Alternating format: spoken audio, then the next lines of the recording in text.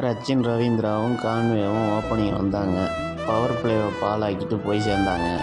அப்புறம் ராகுல் Tripathi dancing rose மாதிரி டான்ஸ் தான் ஆடுறானே தவிர பால் ஆட மாட்டேங்கிறான். அவனும் பால் ஆகிட்டு போயிட்டான்.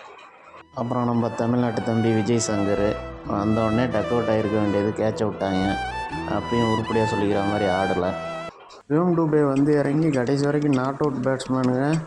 ஆனால் 29 பாலுக்கு 31 ரன் அடிச்சுட்டு ஒரு 6-4 கூட அடிக்காமல் விளையாண்டது இப்போ தான் ஃபஸ்ட் டைமாக.